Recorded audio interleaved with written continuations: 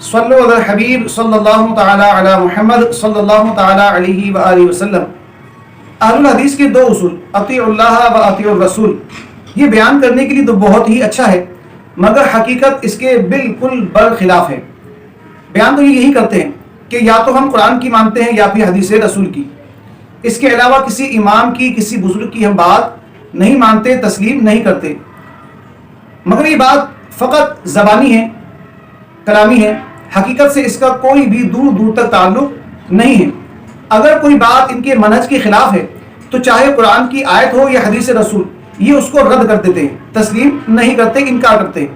اور اگر کوئی بات، کوئی مسئلہ ان کے منہج کے مطابق ہو تو اگرچہ قرآن کی آیت نہ بھی ہو، حدیث رسول نہ بھی ہو، تو یہ اسے تسلیم کرتے ہیں اور بڑے فخر سے بیانات بھی کرتے ہیں۔ کہتے یہ ہیں کہ جب بھی اہل الحدیث سے کوئی بات کی جائے تو یا تو قرآن کی آیت پیش کی جائے یا پھر حدیث رسول پیش کی جائے اس بات کی تائید میں بطور دلیل۔ آئے سنتے ہیں کہ یہ کتنی بات دلیل کے ساتھ خود بیان کرتے ہیں۔ ویڈیو سماعت فرمائیے۔ نماز میں تو آپ نفلی نماز کے سجدے میں تسبیحات پڑھنے کے بعد دعا کریں، اور عربی دعاؤں کے ساتھ ساتھ اگر آپ کو اپنی زبان میں کرنا ہے تو اس کا بھی جواز آپ بالکل کر سکتے ہیں۔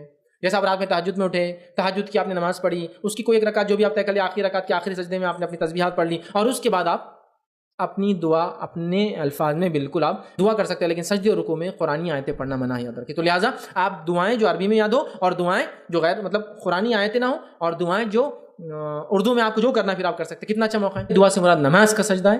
آپ اپنی نماز، نفلی نمازوں میں سجدہ کریں، تسبیحات پڑھیں، تسبیحات چونکہ عربی میں ہوں گی، اس کے بعد آپ دعائیں عربی میں آتی ہے عربی میں کیجیے، اپنی زبان میں جو آپ جانتے کر سکتے ہیں۔ انشاءاللہ اس کے جواز کے بہت سارے فتاوی الحمدللہ موجود ہیں۔ جی یہ جناب اہل الحدیث ہیں اور اکثر اوقات آپ انہیں سوشل میڈیا پر دیکھتے رہتے ہوں گے۔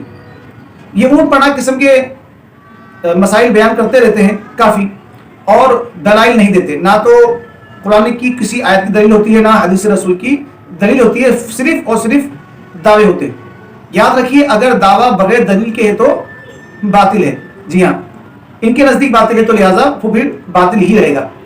انہوں نے مسئلہ یہ بیان کیا کہ جو نماز آپ پڑھ رہے ہیں، اس نماز کے سجدے میں تسبیحات کی ادائیگی کے بعد آپ دعا کرنا چاہتے ہیں اور آپ عربی میں نہیں کر سکتے تو اپنی کسی بھی مادری زبان میں دعا کر سکتے ہیں، یعنی کہ اردو میں، پٹھانی میں، پشتو میں، پنجابی میں، سرائکی کے اندر، انگریزی کے اندر، یا جیپنیز میں، چائنیز میں، دنیا کی کسی بھی زبان میں آپ دعا کر سکتے ہیں۔ نماز نہیں ٹوٹے گی، نماز ضائع نہیں ہوگی، نماز فاسد نہیں ہوگی۔ یہاں تک کہ آپ اگر تہجد کی نماز ادا کر رہے ہیں تو آپ سلیکٹ کر لیں کہ کسی بھی رکعت کے سجدے میں تسبیحات پڑھنے کے بعد آپ اپنی مادری زبان میں دعا اللہ تبارک و تعالیٰ سے کر سکتے ہیں، تو یہ جائز ہے، اس کی جواز کی صورتیں ہیں۔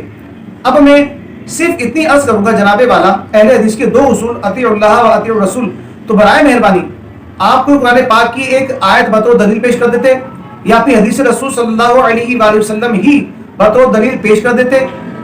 اگر نہ کر سکیں، آپ بھول گئے، تو میری ویڈیو جب آپ کو ملے، کسی کو بھی اہل الحدیث کو ملے، تو برائے مہربانی یا تو ویڈیو کے ذریعے سے یا پھر کمنٹس باکس میں جا کر قرآن پاک کی وہ آیت کا حوالہ ضرور پیش کر دیں، یا حدیث رسول صلی اللہ علیہ وآلہ وسلم کا حوالہ ضرور پیش کر دیں، تاکہ ہم وہ آیت قرآنی اور وہ حدیث رسول پڑھ سکیں، تاکہ میرے بھی علم میں اضافہ ہو، کہ جس میں یہ بیان ہو کہ نماز کے سجدے میں تسبیحات پڑھنے کے بعد اپنی کسی بھی مادری زبان میں آپ دعا کر سکتے ہیں۔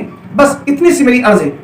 تو کوئی بھی اہل حدیث ہو، جسے علم ہو، تو مہربانی فرما کر وہ حوالہ ضرور دے دیں وہ قرآن پاک کی آیت کا، جس میں یہ بیان ہو کہ مادری زبان میں نماز کے اندر سجدے میں دعا کر سکتے ہیں، یا حدیث رسول ہو، بخاری کی ہو، مسلم کی ہو، ترمذی کی ہو، سنن نسائی کی ہو، ابو داؤد کی ہو، یا کسی اور صحیح حدیث کی کتاب میں صحیح حدیث ہو، تاکہ ہم اس کو پڑھ سکیں، تاکہ میں ویڈیو بنا کے بتا سکوں کہ ہاں بھائی واقعی میں یہ بیان یا تو قرآن پاک کی آیت میں اللہ تعالیٰ نے بیان فرمایا ہے، یا پھر حدیث رسول صلی اللہ علیہ وسلم میں یہ بات کا ذکر کیا گیا ہے کہ آپ نماز میں جا کر اپنی مادری زبان میں سجدے کی حالت میں تسبیحات کے بعد دعا کر سکتے ہیں۔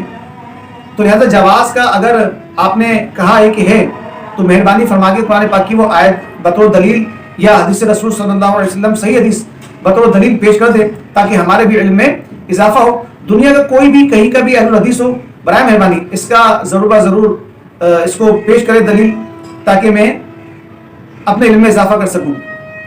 ورنہ آپ کا یہ دعویٰ کہ اہل الحدیث کے دو اصول اطیع اللہ و اطیع رسول معاذ کے ساتھ باطل ہے، کیونکہ دعویٰ کچھ اور عمل کچھ اور، تو یہ مناسب نہیں ہے. جب آپ کسی کی بات کو تسلیم نہیں کر سکتے تو ہم بھی آپ کی بات کو، آپ کے پیٹ کی بات کو تسلیم نہیں کر سکتے. یاد رکھیے دلیل صرف قرآن کی یا پھر حدیث مبارکہ کی ہی ہونی چاہیے.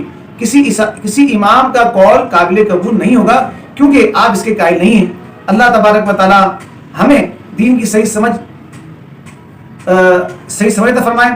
آمین بجاہ نبی الامین صلی اللہ تعالی علیہ وآلہ وسلم.